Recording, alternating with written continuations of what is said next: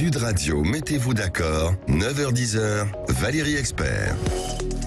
Bonjour à toutes et à tous. On a déjà commencé à débattre et à commenter l'actualité. Et ce matin, je pense qu'il va y avoir du débat avec Alexandra Spinner, conseillère régionale LR d'Île-de-France. Vous êtes également enseignante. Jean-Baptiste Moreau, ancien député, ancien agriculteur, consultant indépendant. Bonjour. Retournez dans votre ferme. C'est le leitmotiv, c'est voilà, entre nous. C'est le leitmotiv, voilà. Kevin, c'est ce que nos auditeurs lui disent. Kevin Bossuet, professeur d'histoire en Seine-Saint-Denis. Bonjour Retournez dans votre classe. Oui, j'y suis tous les jours, malgré ce que disent mes détracteurs. Voilà, mais qu'est-ce qu'il fait à la radio? Il ne travaille pas. Mais si, vous travaillez, puis vous avez de temps en temps le droit de venir ici. Judith Weintraub, grand reporter au Figaro Magazine. Bonjour Judith. Plein de sujets aujourd'hui. Donc on va suivre vos coups de cœur et vos coups de gueule parce qu'ils sont riches et intéressants et il y a matière à débat. On va peut-être aussi parler de la réforme des retraites. Est-ce qu'il faut tourner la page? Ce qui s'est passé hier à l'Assemblée nationale. Et puis, moi, il y avait un sujet qui me tenait à cœur à propos des saisonniers. J'ai entendu ce matin le témoignage d'une agricultrice qui a jeté 10 tonnes d'asperges faute de bras pour les récolter. 10 tonnes d'asperges, vous vous rendez compte? C'était assez terrifiant. On va commencer avec vos coups de cœur et vos coups de gueule. Commençons avec vous, Kevin. Oui, alors un coup de gueule contre l'augmentation de la taxe foncière, puisqu'on a appris qu'il va y avoir une augmentation très importante dans toutes les villes de France, plus 9% à Lyon, plus 14% à Metz, plus 52% à Paris. Donc cela fait suite à la revalorisation des valeurs locatives cadastrales, mais aussi, il faut quand même le dire, à la suppression de la taxe d'habitation, qui a des conséquences sur la taxe foncière. Surtout qu'au même moment, il y a des réglementations qui vont être mises en place, qui vont obliger les propriétaires à rénover énergétiquement leur logement, sinon ils ne pourront plus les louer. Et on sent bien qu'il y a dans ce pays une forme de haine des propriétaires qui ne sont pas forcément des gens riches et qu'Emmanuel Macron a un problème avec l'idée d'enracinement. Et moi, ce qui me scandalise encore plus, c'est cette proposition de loi du député Renaissance Guillaume Vuilletet qui nous raconte que les propriétaires qui ne rénoveraient pas énergétiquement leur logement perdraient leur statut de propriétaire, deviendraient locataires, on leur prendrait les loyers en attendant qu'ils puissent faire les travaux énergétiques. Mais on est quand même chez les fous, c'est ce qu'on appelle du bolchevisme. Moi je pensais que le mur de Berlin était tombé pour certains députés de Renaissance, apparemment non. Donc à un moment qu'on fiche la paix aux propriétaires, souvent c'est le projet d'une vie, souvent les propriétaires ont des crédits et je trouve que ce qui se passe à leur rencontre est juste dégueulasse. Et je vous prie de m'excuser du terme un peu vulgaire, mais c'est le cas. Oui, une réaction peut-être parce que c'est vrai que quand on parle d'écologie, on va en reparler avec vous, on a l'impression qu'on est les pires élèves du monde, ce qui n'est pas le cas non plus, même s'il faut effectivement prendre notre part à cela, mais là ce sont des mesures extrêmement fortes. Il me semble que la question, c'est la méthode. Oui, et quand on parle du marché du logement, qui est très contraint en France, il y a des tas de gens qui n'arrivent pas à se loger. À chaque fois, la réponse du pouvoir en place, quel qu'il soit d'ailleurs, gauche et droite, c'est d'augmenter, de faire des règles supplémentaires, d'empiler les règles et jamais d'assouplir, de libéraliser. En gros, le propriétaire a toujours tort et quel que soit le sujet, on doit être à la 3e ou 4e loi anti-squat, ça n'a toujours pas réglé le problème. Là où il faudrait introduire, pardon du gros mot, du libéralisme, on met de la régulation qui se plante totalement, mais c'est pas grave, on continue. Non, sur la taxe foncière, par rapport à ce que disait Kevin, c'est surtout qu'en fait, on a enlevé effectivement aux collectivités locales la taxe d'habitation, enfin le pouvoir de jouer sur la taxe d'habitation qui permettait d'ajuster les budgets d'une année sur l'autre globalement. J'exagère, mais à peine. Et donc, du coup, ils se sont rabattus sur la taxe foncière pour justement ajuster ces budgets et essayer d'avoir des budgets à l'équilibre. Alors, on peut reparler des dotations aux collectivités, ils sont plutôt stables depuis 6 ou 7 ans. Voilà, on a un vrai problème de gestion dans les collectivités, dans un certain nombre de collectivités qui, c'est la politique traditionnelle de la France, c'est-à-dire quand on a un trou dans les comptes publics, on crée un impôt ou on augmente un impôt. Et c'est un peu ça qui se passe. Et sur la rénovation thermique, enfin, je veux dire, c'est ce que j'ai dit et ce que j'arrête pas de rabâcher. Pourquoi les politiques prennent pas de décisions plus courageuses sur l'écologie? parce que c'est des décisions totalement impopulaires. Enfin, je veux dire, la rénovation thermique, effectivement, c'est impopulaire, mais si on avait écouté la Convention sur le climat, c'est 10 fois plus dur ce qu'il faudrait faire si on les écoutait mot à mot. C'est-à-dire qu'on aurait 10 fois plus de problèmes à louer un appartement. Mais la crise du logement, elle est devant nous et elle va être dramatique. Elle va être dramatique dans les mois qui viennent. Ça peut effectivement être explosif dans le pays. Parce qu'on construit pas assez, parce qu'il y a la loi climat et résilience qui interdit d'artificialiser des sols, parce qu'il y a des recours à n'en plus finir à chaque fois qu'on veut construire. Parce qu'on n'a pas de vision d'aménagement du territoire.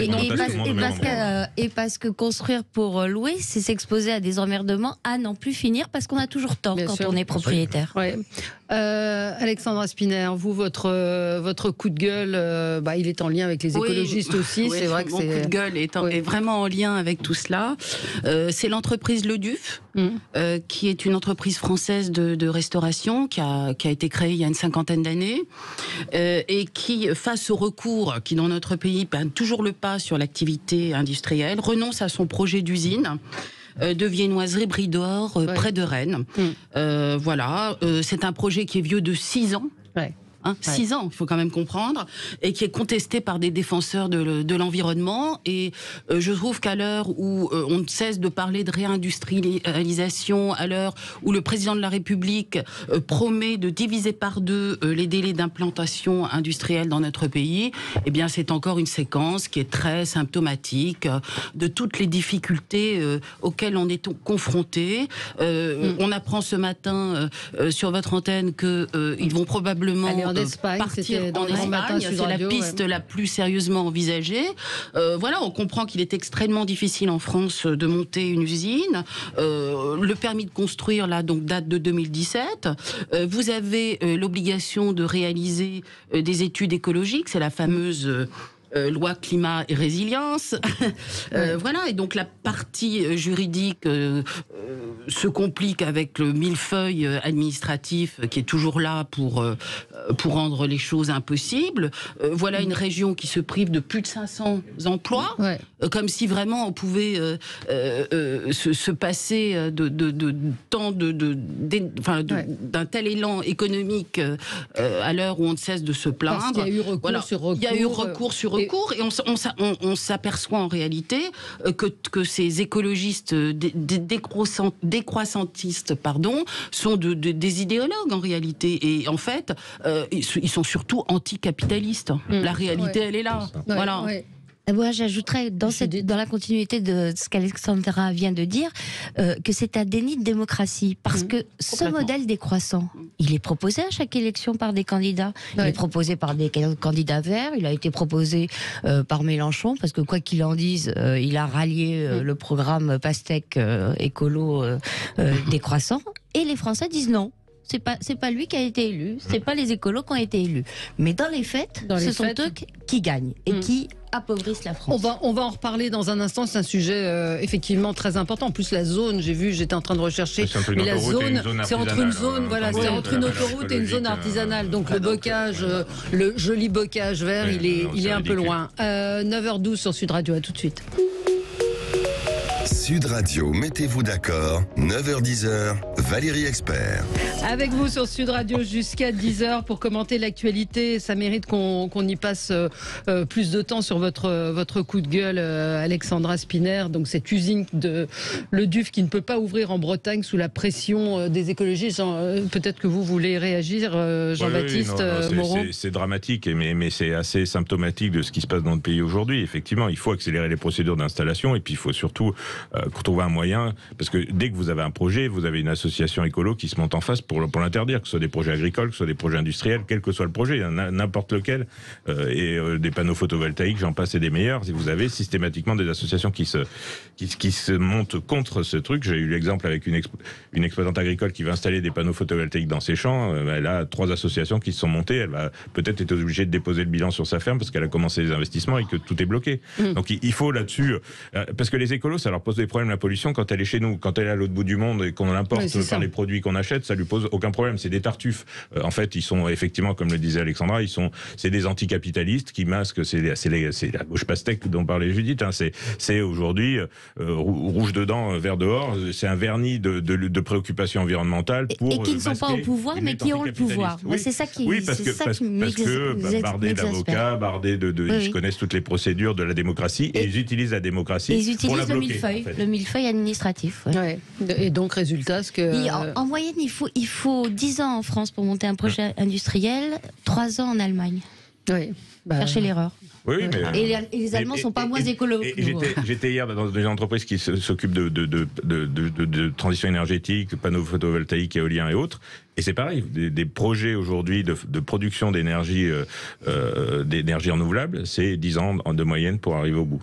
Donc, voilà, enfin, faut pas s'étonner après qu'on a du mal à créer de l'emploi sur notre pays, enfin, dans notre pays. Hein. Ouais. Et que tous nos voisins autour ont bien compris le truc et attirent ces entreprises. Ouais.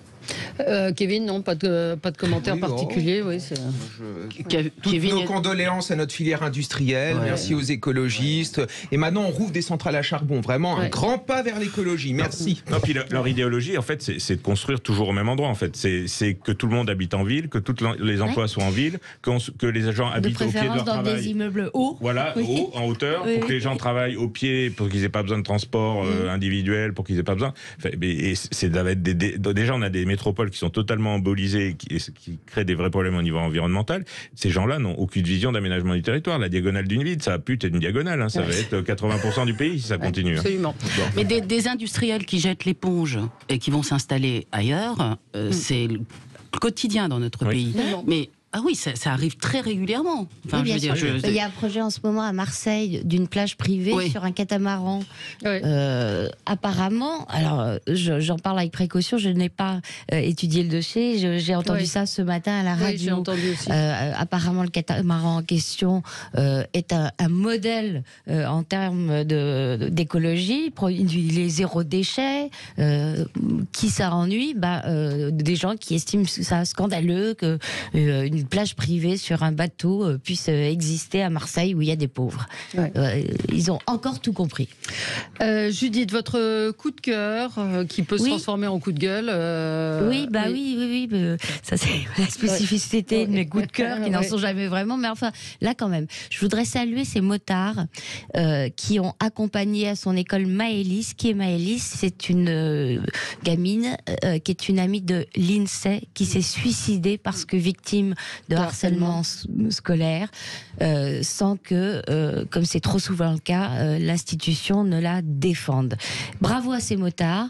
Vous imaginez la tête des petits merdeux ou des petites merdeuses qui harcèlent quand elles voient débarquer, je crois qu'ils étaient une trentaine ou une vingtaine d'hommes sur des grosses cylindrées qui accompagnent Maëlys. Le principal problème de la harcelée, de la victime et de ses parents, c'est qu'ils sont seuls face à des meutes. Et là, briser la solitude de l'enfant, c'est extrêmement important. Alors, je ne connais pas le nom de l'association qui a agi en l'occurrence, mais il y en a une qui existe depuis 2017 qui s'appelle LAG Spirit. LAG, c'est équipe en viking. Alors, pareil, grosse cylindrée. Alors, où ils détectent des cas grâce aux réseaux sociaux et ils y vont spontanément, ils accompagnent les enfants. L'un d'entre eux devient le tuteur de l'enfant, donc c'est pas un one shot, c'est vraiment un soutien organisé, sur la durée et c'est formidable. Oui, non, mais le harcèlement scolaire est un véritable fléau en France. On estime que ça touche entre 6 à 10% des élèves, entre 800 000 et 1 million d'élèves. Alors c'est vrai que pendant longtemps, on a eu du mal à traiter de cette question au sein de l'éducation nationale, mais il y a eu quand même des avancées, notamment à partir de 2011, avec l'organisation des Assises nationales du harcèlement scolaire et avec également l'œuvre de Jean-Michel Blanquer qui a mis en place le programme phare qui permet d'avoir des des ambassadeurs au sein des établissements, des élèves, mais également des personnels formés à cela et qui nous forment progressivement pour essayer de traiter ce genre de questions. Le problème du harcèlement scolaire, c'est que souvent, il y a un renversement total des valeurs. C'est-à-dire que c'est le harcelé qui doit quitter la classe, voire qui doit quitter l'établissement. Et ça, c'est évidemment incompréhensible. Donc, il y a une forme de laxisme, évidemment, qui s'installe autour de cette question. Il faut préciser, pardon, je vous interromps.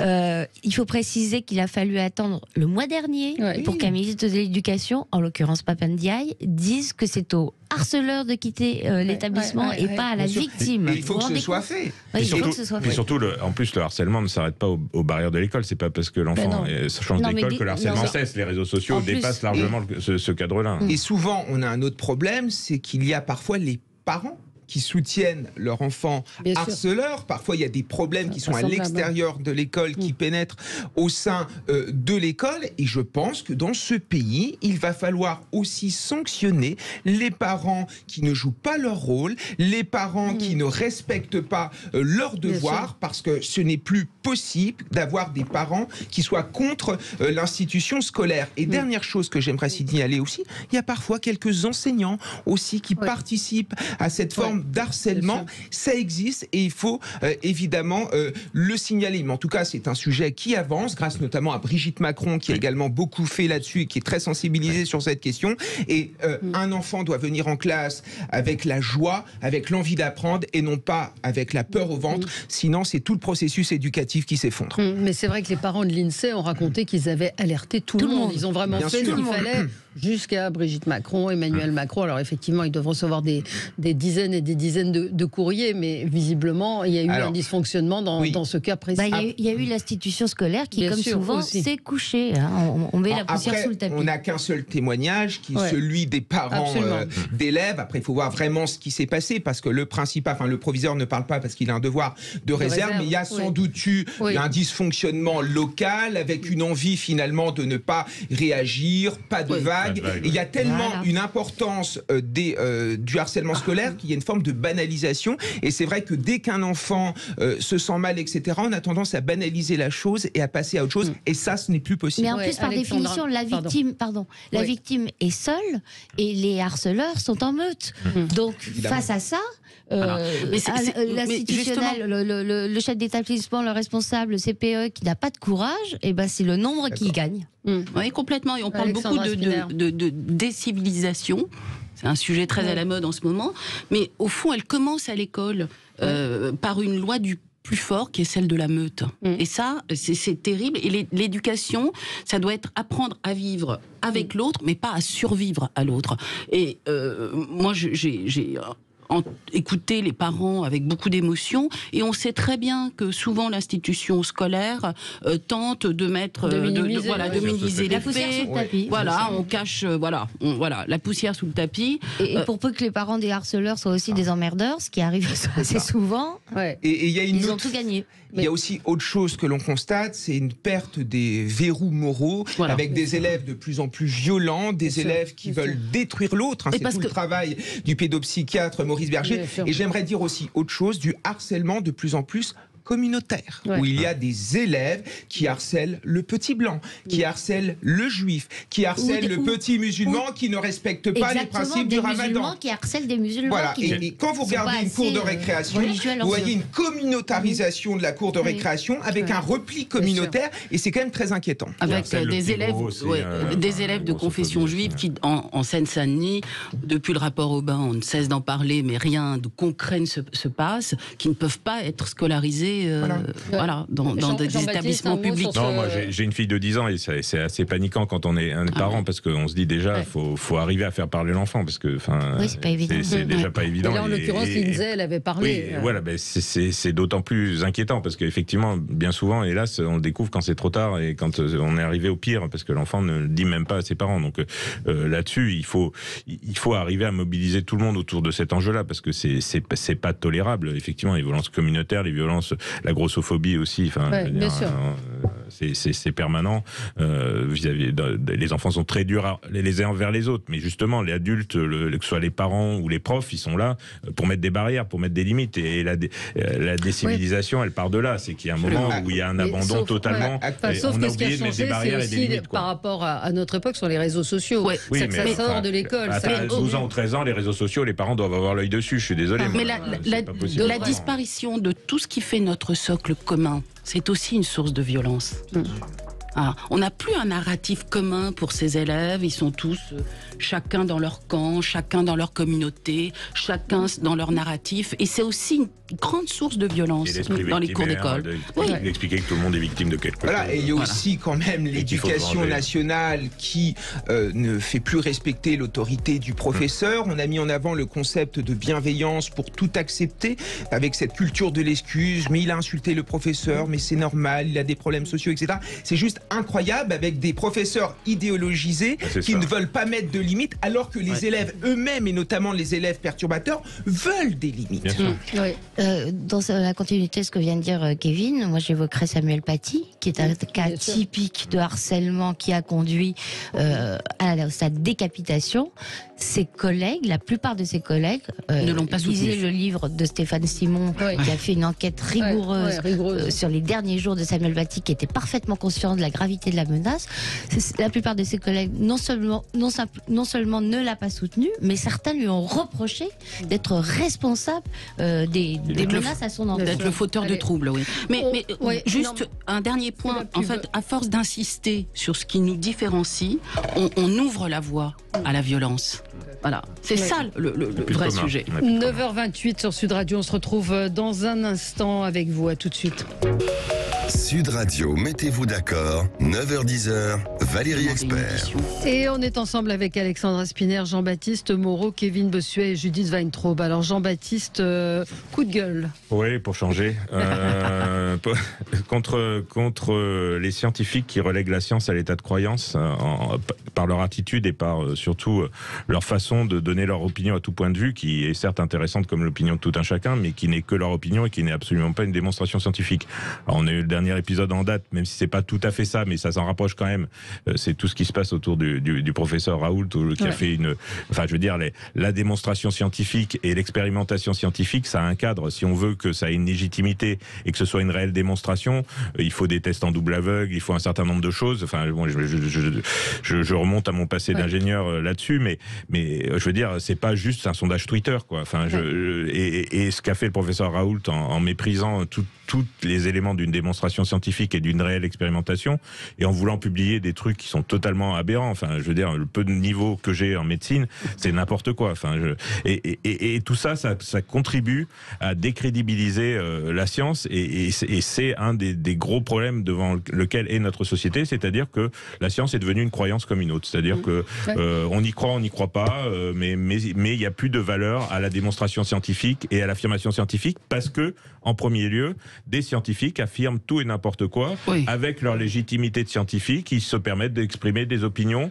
qui sont en dehors. Alors, j'ai déjà parlé sur cette antenne des experts du GIEC qui sont hydrologues et qui se prononcent sur de l'agronomie, qui sont climatologues, qui se prononcent sur de l'hydrologie. Enfin, je veux dire, ils ont des opinions dans ces domaines-là, sauf qu'ils ne sont pas plus légitimes que Madame Michu qui passe dans la rue pour donner son opinion. Enfin, je veux dire, c'est leur opinion. Attention, vous attaquez à l'église, là. Et à Madame Michu. Mais vous avez raison. À cet égard, quand même, les médecins qui sont venus pérorer sur les plateaux télé pour dire tout et son contraire pendant la séquence Covid, ils ont quand même aussi beaucoup discrédité la parole scientifique. Oui, mais pas autant que... Alors bien sûr, mais je vais revenir sur le sujet Raoult, parce que... je voulais l'éviter, mais... À chaque fois, moi aussi, ça fait 3 jours qu'on n'en parle pas. Parce que...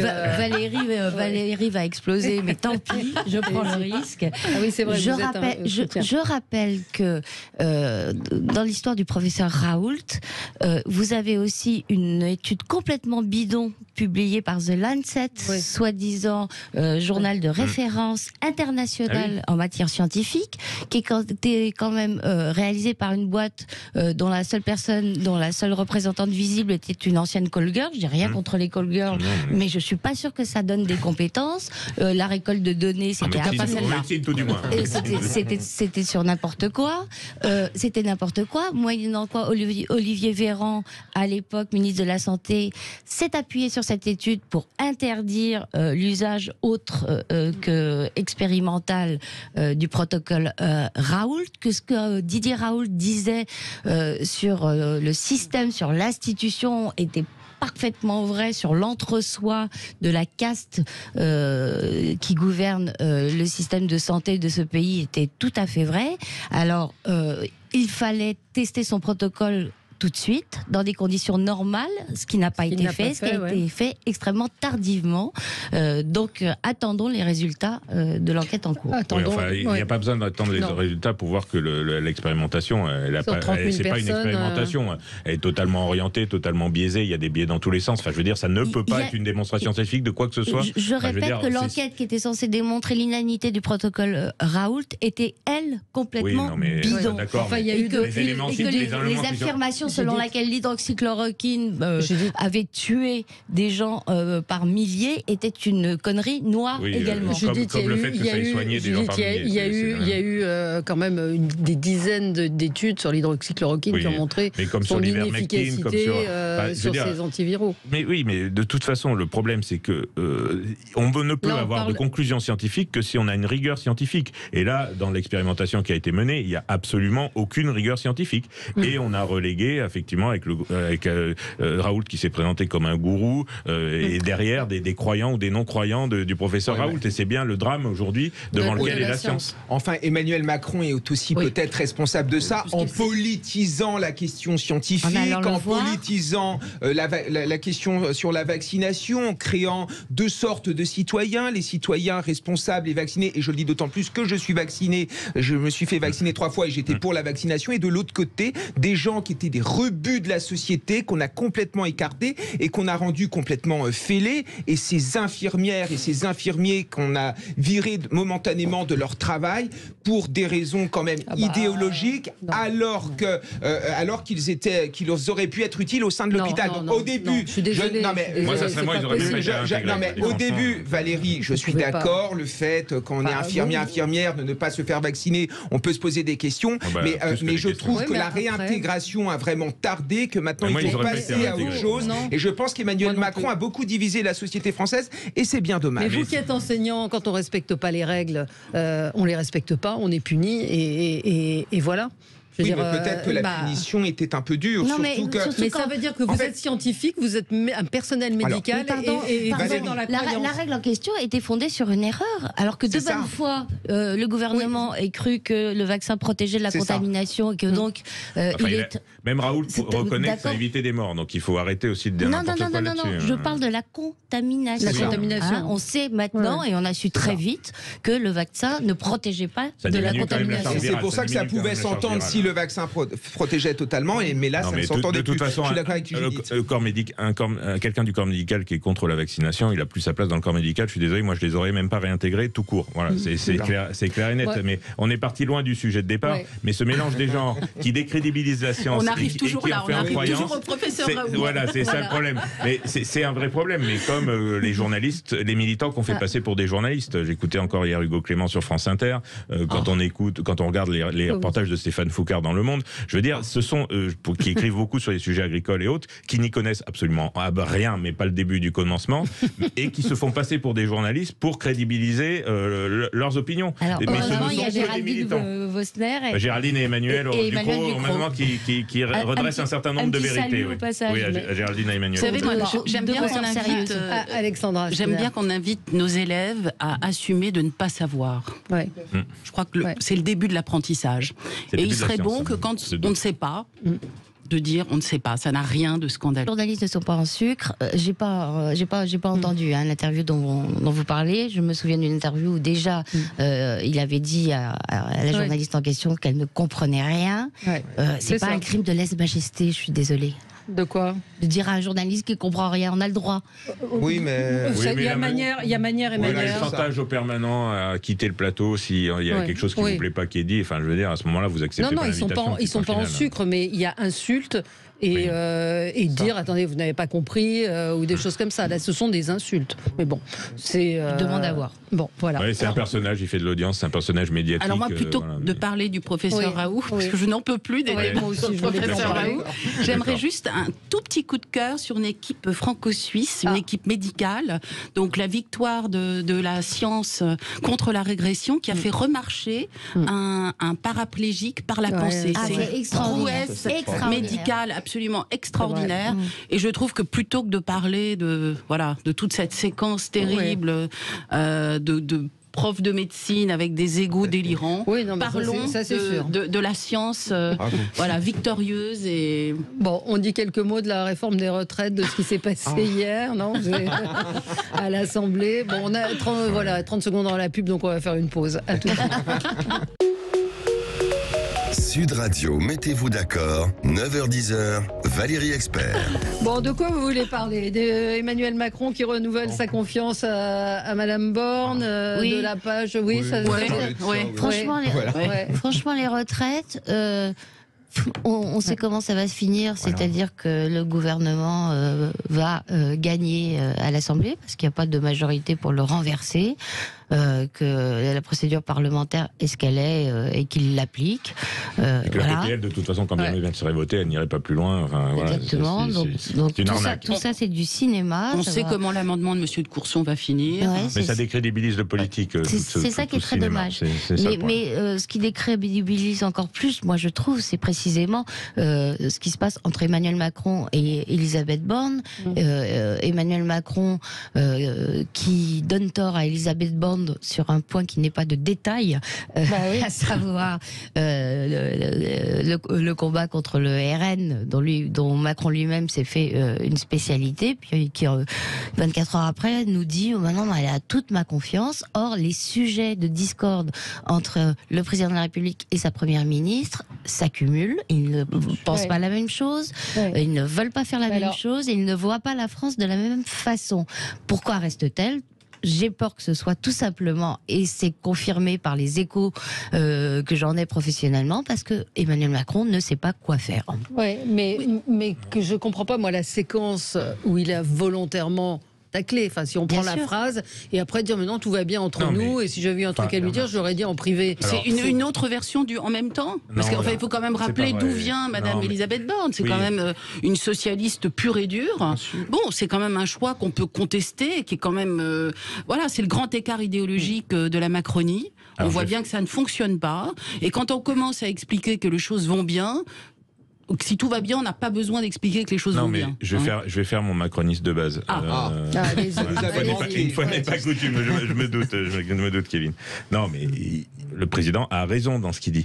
Il conteste pas le passé pétainiste du Front National et le passé, et le fait que c'est un mouvement d'extrême droite. Il ne conteste pas ça.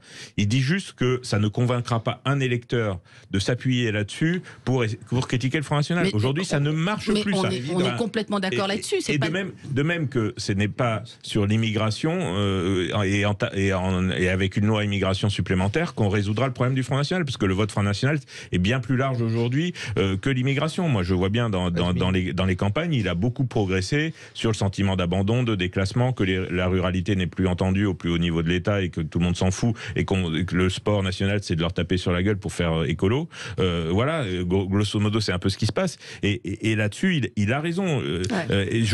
Il ne conteste pas le fait que c'est des héritiers du maréchal Pétain, mais ça ne sert à rien. Non, il ne faut pas dire ça, c'est pas vrai. Franchement, j'ai pas tellement l'impression que M. Jordan Bardella soit un héritier du pétinisme. Mais c'est surtout qu'on s'en fout aujourd'hui, ça ne sert à rien de lutter contre le Front National. Cet argument ne fonctionne pas. L'histoire du Rassemblement National, enfin du Front National, est quand même beaucoup plus compliquée que ça. Il y a à la base, par exemple, Michel de Camaret qui est un résistant. Il y a par exemple Georges Bidault qui était un soutien de la première heure. C'était des gaullistes pure souche. Donc vraiment, il faut. Pas la majorité des gens, il y a des poissons volants, mais qu'il y ait des gens comme Bousquet, d'ailleurs ami de François Mitterrand, président socialiste, je l'entends, mais il faut être un petit peu juste quand on traite de la question du Rassemblement National. Je pense qu'on peut vraiment critiquer le Rassemblement National sur sa question. On peut rappeler le vote des pleins pouvoirs à Pétain. Mais par exemple. Mais je veux dire, il y a d'autres choses à dire sur le Rassemblement National que ce genre de choses. Et il faut les critiquer, et c'est ce que dit le président de la République, il faut les critiquer sur le fond, sur leur programme qui est plus proche de l'extrême gauche que de l'extrême droite. Nous, on aimerait bien voir le programme d'Emmanuel Macron, parce que pour l'instant, on n'en a pas vu la couleur. C'est ça le problème. Moi, je trouve il a été élu sur un programme, a priori. D'accord, mais le problème, c'est que la Macronie surfe depuis des années sur la peur du Rassemblement national. Donc c'est un peu comique maintenant de faire une espèce de volte-face. Voilà. Moi je pense qu'il faut cesser de montrer du doigt beaucoup de nos électeurs d'ailleurs qui vont vers le Rassemblement national. Il faut faire des propositions. Et il faut combattre les leurs. Absolument, nous sommes d'accord. Mais c'est assez, oui, mais c'est assez cocasse que ce soit le président qui le dise, alors que il existe par cette peur. Absolument. Il a instrumentalisé la peur du Rassemblement national depuis des années. Il nous explique que c'est lui dans la le chaos ligne de François Mitterrand. Absolument.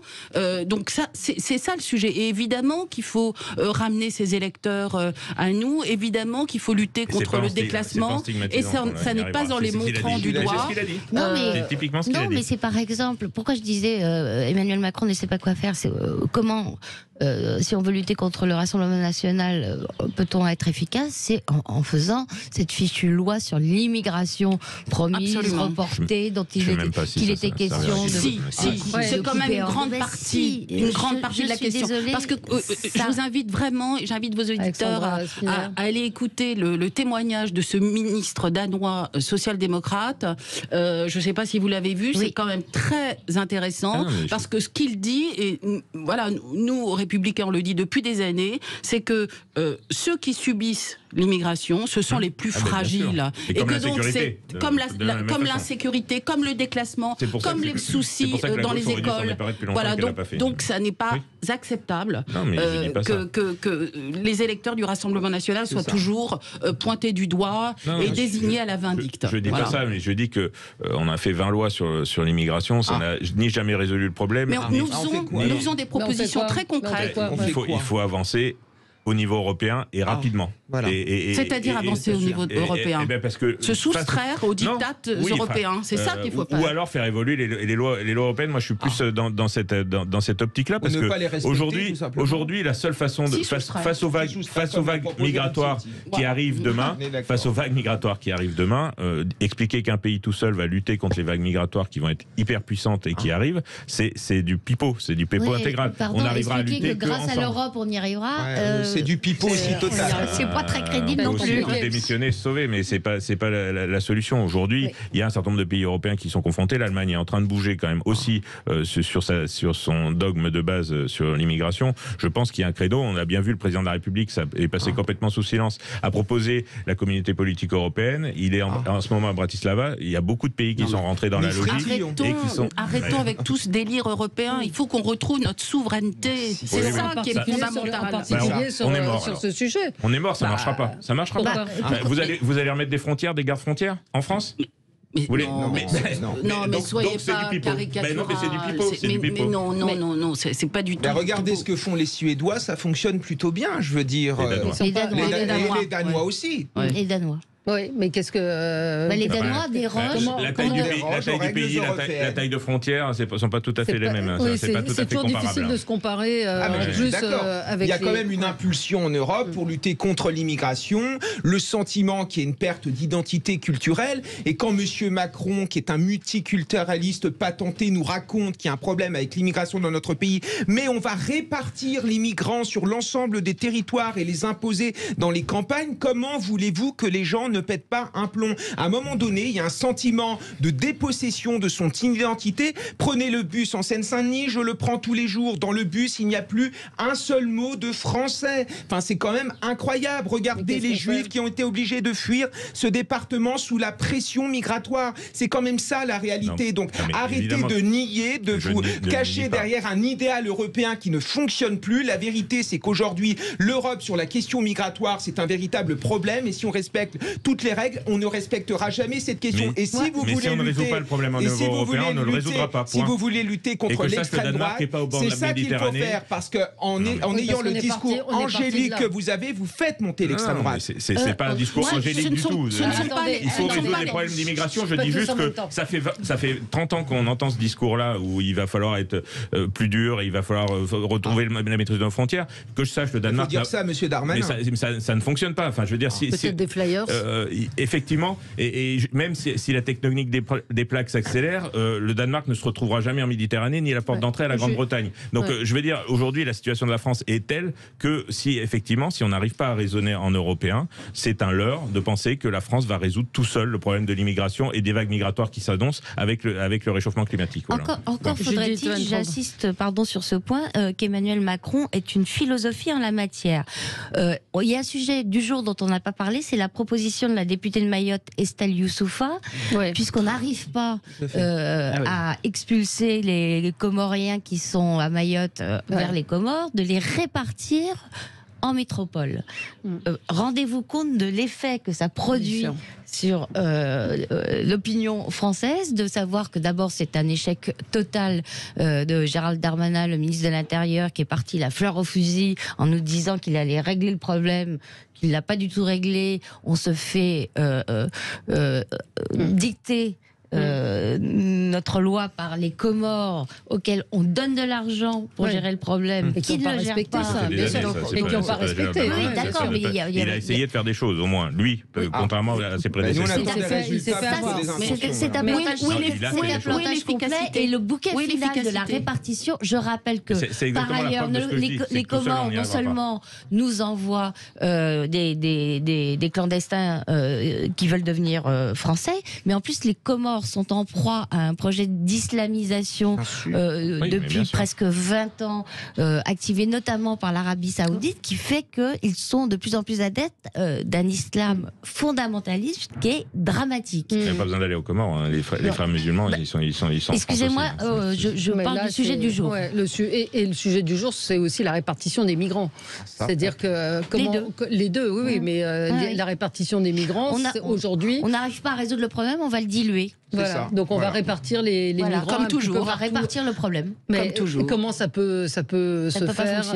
Est-ce que ça peut fonctionner? Non, mais au niveau d'un seul pays, ça ne fonctionnera jamais. Ça n'a jamais fonctionné, ça ne fonctionnera jamais. Et d'autant plus que les vagues migratoires vont s'amplifier dans les années qui viennent. Et aujourd'hui, c'est rien du tout par rapport à ce que ça va être dans les 10 ans qui viennent. Donc si on ne résout pas le problème au niveau européen, on ne le résoudra pas. Point. Il faut se l'avouer. Il faut arrêter de pipoter les Français en expliquant qu'on aurait des solutions. Nous, les Français, qu'on allait faire de la France unie et qui allait faire sécession et s'écarter dans l'Atlantique pour je ne parle pas du tout de faire sécession, mais vous pensez vraiment qu'on peut régler les problèmes d'immigration par des jurisprudences? Vous voyez bien que ça ne fonctionne pas. Mais si, mais c'est ça qu'on nous propose.